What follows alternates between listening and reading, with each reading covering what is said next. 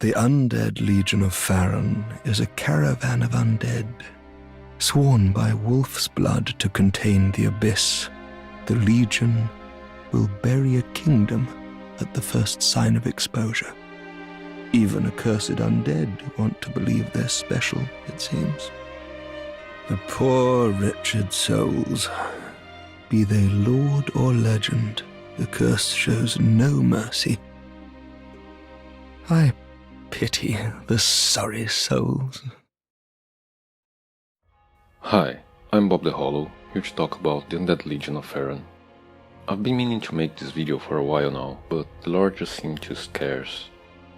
I know now that they meant to expand on the subject through the Ashes of Ariandel DLC, and it seems to me that now would be a good time to revisit Farron Keep. Some of these topics have been briefly mentioned in my Primordial Flame video about Lothric, and they will receive a more in-depth explanation here. That video also explains my theory regarding the throne ritual at Firelink Shrine, which ties in with one particular aspect of this video, so feel free to watch that one as well if you haven't already. I thought I'd start by talking about Hawkwood, but I'll save that for a later date, where I'll be talking about all the Unkindled ones. Instead, let's start at the beginning, with the creation of the Undead Legion.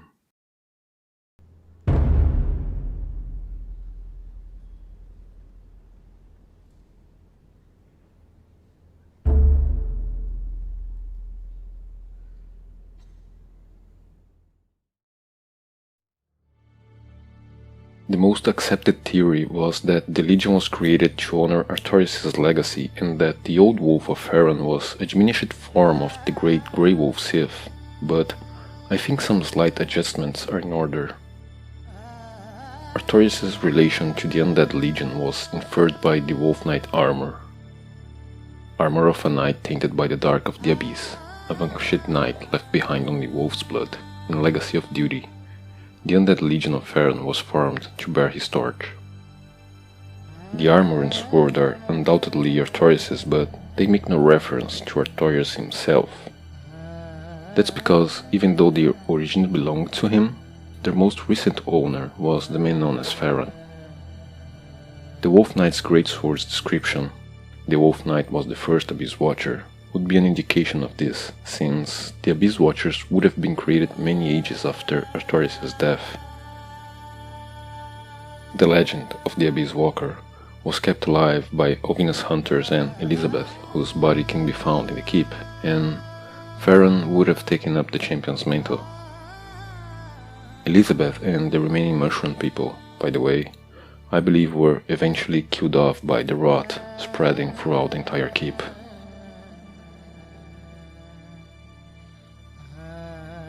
Now, the wolf itself was understandably associated with Sith, given the Grey Wolf's unique nature, being the only wolf to appear in a Souls game. But that would mean messing with the timelines, and as I have stated before, I really hate messing with the timelines. Thankfully, the DLC is packed with wolves, making Sith only one of an entire race. We hadn't seen any simply because they live in a different land. Farron's wolf companion was possibly the leader of the watchdogs, given that they present their offerings to it, and whether Farron was a watchdog himself or not, well, your guess is as good as mine. But I think it would make sense if he were.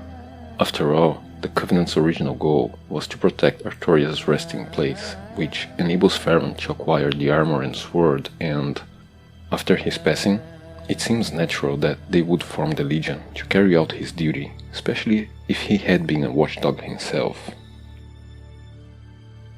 And in the end, just like Artorias, he was eventually corrupted by the same darkness he had been fighting.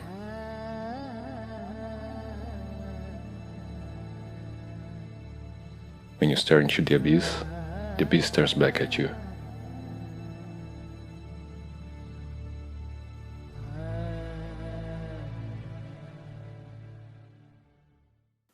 But I think there's more to it. His grave can be found outside Firelink Shrine, They left a Legion greatsword on it, and Hawkwood can be seen praying to it at a certain point of the main quest. This is also where you get the Wolf Knight set from the Shrine Handmaid in Dark Farling Shrine, which is supposedly in the past. And here, upon his grave, you find the Hornet's Ring. For other fans, the reference is obvious and, quite frankly, very close to the heart. In Dark Souls 1, it belonged to Ciaran, the Lord's Blade, one of Gwyn's Four Knights and close friend of Artorias. And like Hawkwood, she was found praying to Artorias' grave. This item is easily brushed aside as fan service, a callback to a distant past, but it makes no sense for it to be here. Ciaran is never found or mentioned in Dark Souls 3, and this isn't Artorias' grave, it's Farron's. But then you'd have to remember that the Lord's Blades weren't just Ciaran, they were a group of assassins who served the royalty of that time. And you'd also have to realize that, just like the Dragon Slayer armor, Dark Souls 3's Hornet Ring says only that it is associated with Ciaran, but not that it belonged to her. And now, that other video becomes relevant, because in it, I explain the connections that link Lothric's Queen to Rosaria, the Serpents of Londor, and the Abyss.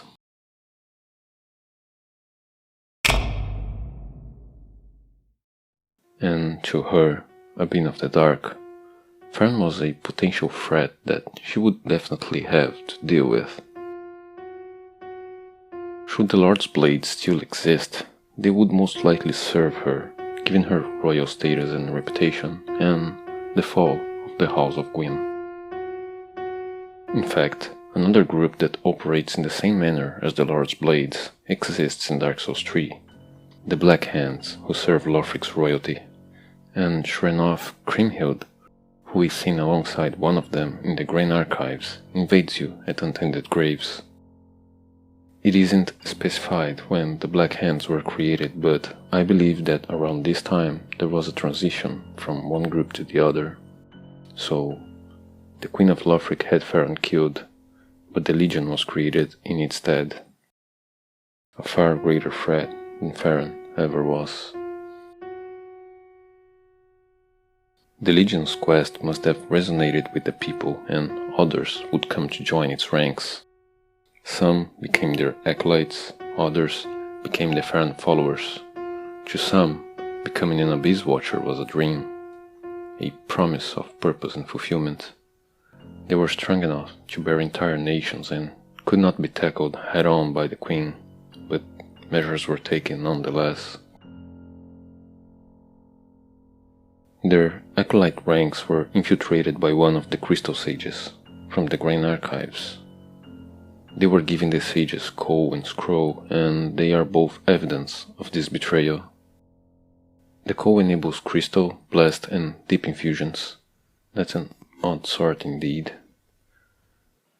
Crystal Infusions are easily attributed to the research into Logan's legacy, and we all know how that turned out to poor Big Hat Logan in the end. Deep Infusions are a grave sign of their true allegiance. They are dark in nature, and deep gems are said to be gems of infused titanite, found in the dregs of the Cathedral of the Deep, current home of Rosaria. The Blast Infusion is reminiscent of their past, since they are also called the Preacher Twins, and of Lothric's Queen's supposed benevolent nature.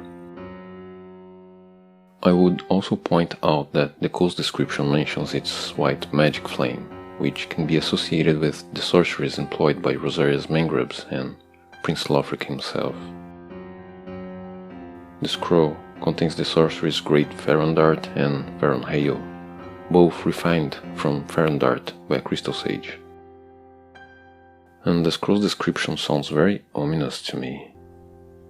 As any sorcerer knows, sorcery is a talent, and these sorceries were refined to nurture a very special talent. The sorcerers of the Grain Archives have since learned how to prevent the madness that derives from the knowledge imparted by their research, but they would have used this same research to poison the minds of the acolytes. And it's worth noting that the Crystal Sage isn't in Farron Keep, he is guarding the way to the Cathedral of the Deep.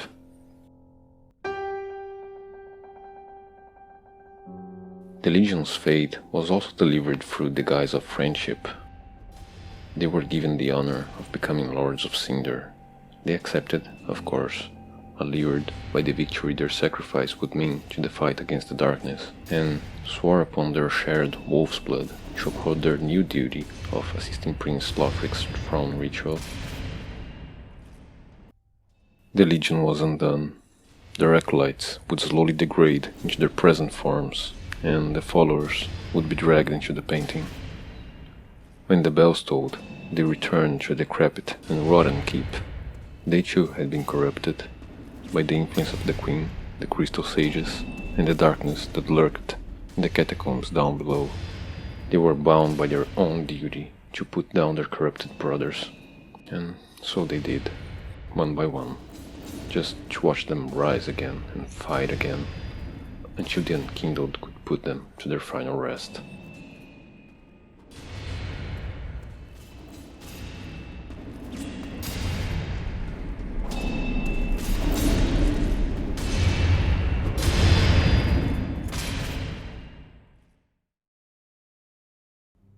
That is the story of the brave Undead Legion, but the DLC gave me something else to think about related to Farron and his Watchers. More specifically, about the wolves who came to be associated with them. In our hubris, we tend to see the world from our own perspective, and our own perspective alone. In the world of Dark Souls, we are joined by the perspective of the gods, as if we were somehow kindred to the divine. And in that hubris, we tend to dismiss everything else as lesser than what we are.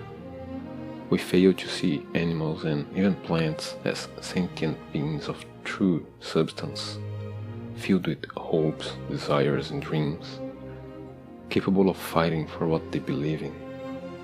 Olvina, the Red King, Sif. I think the presence of the wolves in the painted world is no coincidence. I think they are also forlorn. I don't know what struggles have brought them here, but I see them now under a strange and wholly new light. I think it helps to set our perspective back into place, to see that this world was not made for us, that we are just a piece of a grander scheme. It accentuates these words already crushing loneliness, but at the same time, it is somewhat comforting to know that the burden of despair is not ours alone to carry.